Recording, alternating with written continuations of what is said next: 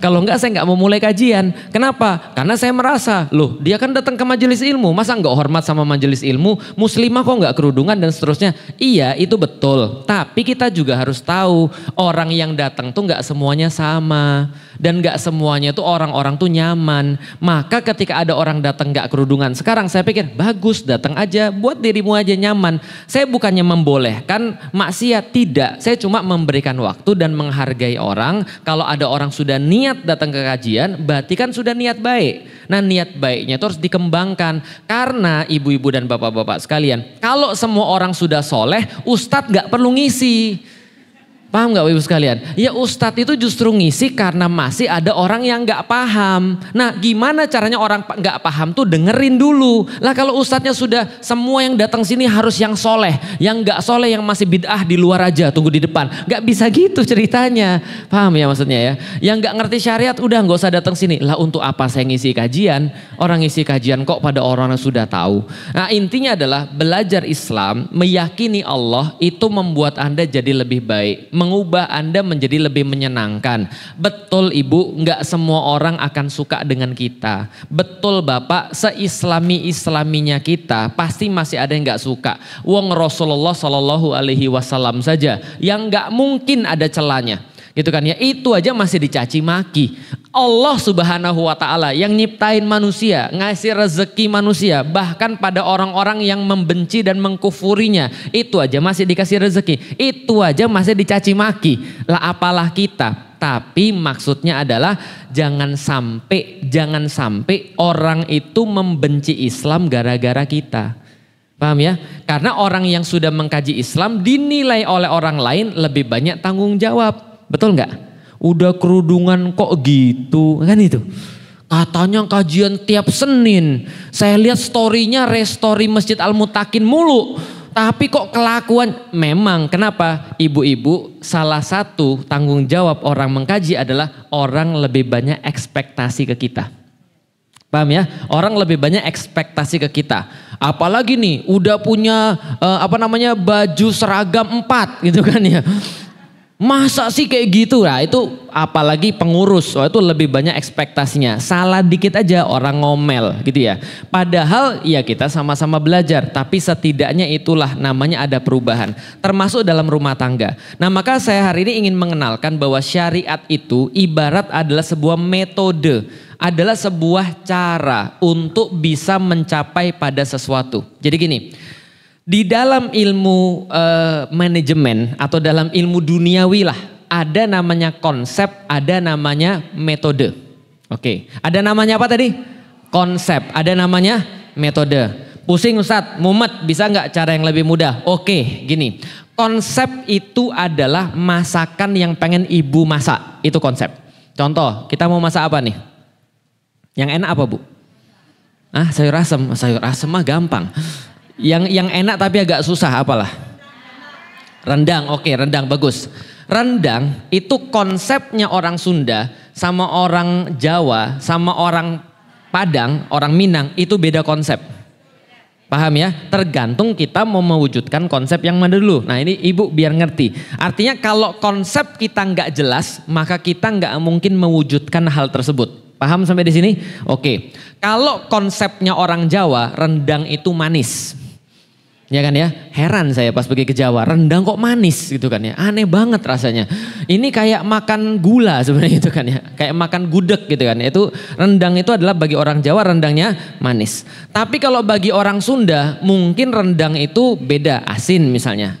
Bagi orang Minang gitu kan ya, rendang itu cenderung kalau aslinya yang saya makan di sana ya, itu cenderung kering sebenarnya. Kalau yang saya bayangin dengan konsep. Tapi oke lah, kita mau konsepnya apa dulu? Konsepnya rendang gaya Minang. Sekarang saya mau nanya, misal kalau kita mau buat rendang asli gaya Minang, ada 3 orang yang mau buat. 1 orang Jawa, 2 orang Sunda, 3 orang Minang. Yang paling bisa mendekati buat konsep yang benar yang mana? Yang Minang dong. Kenapa? Karena dia pernah makan. Aslinya kayak apa? Dia tahu. Contoh, saya tuh orang Palembang. Karena saya orang Palembang, dari kecil saya makan pempek sama cuka. Lihat aja gigi saya hancur berantakan. Maka gara-gara makan cuka itu. Karena saya pro makan pempek, maka saya ngelihat pempek aja. Ngelihat aja itu sudah jelas mana pempek mana bukan. Jelas ya? Makanya saya di Jakarta selama 10 tahun gak pernah saya beli pempek. Serius. Kenapa saya gak pernah beli pempek? Ini bukan pempek bagi saya.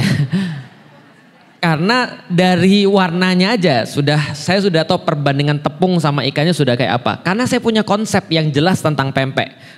Di Palembang pempek paling gak enak aja saya sudah tahu konsepnya kayak apa. Kalau warnanya sudah benar, saya tinggal lihat lagi, saya cium. Ya nggak dari dekat ya, dari jauh. Kalau misalnya baunya cocok, berarti ini pempek. Kalau enggak, bukan. Paham ya? Itu konsep. Maka orang-orang yang dia tahu tentang pempek atau makanan daerahnya, misalnya kalau kayak saya orang Palembang, maka saya sudah tahu konsepnya seperti apa.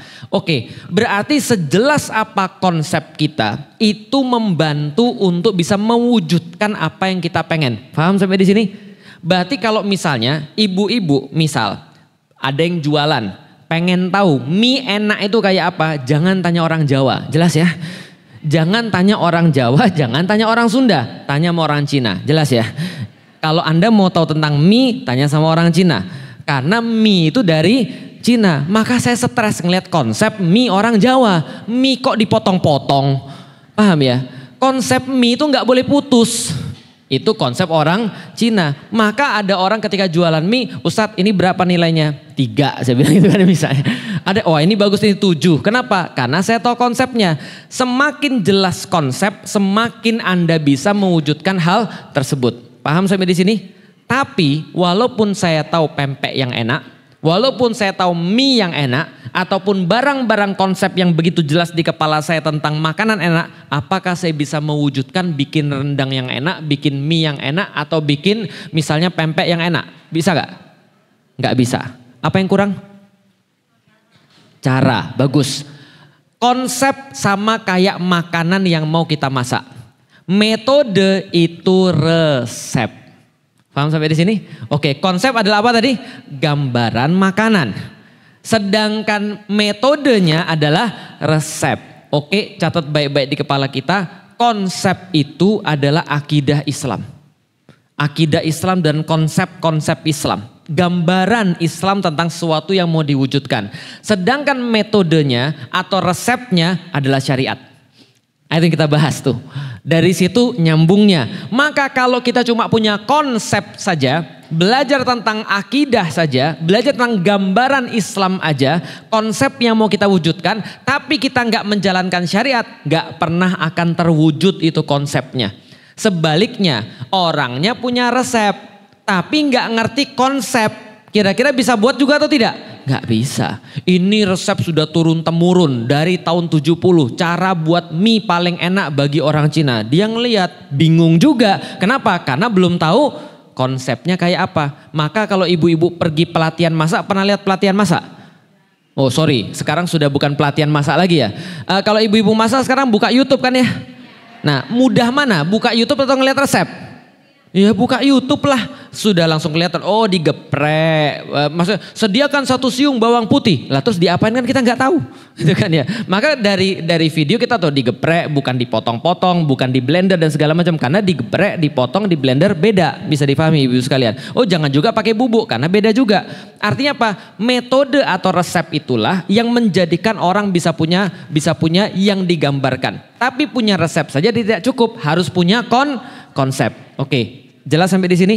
Kalau belum nggak apa-apa, saya jelasin lagi. Contoh, bagaimana Ustadz konsep Islam dalam rumah tangga?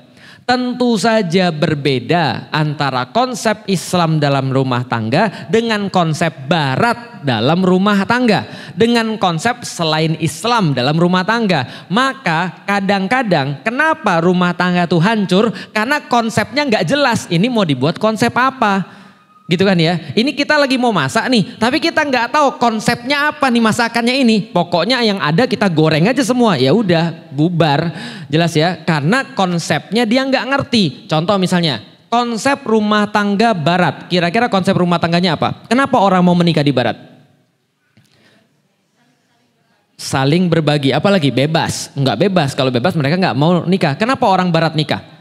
Ya karena saya mau punya anak.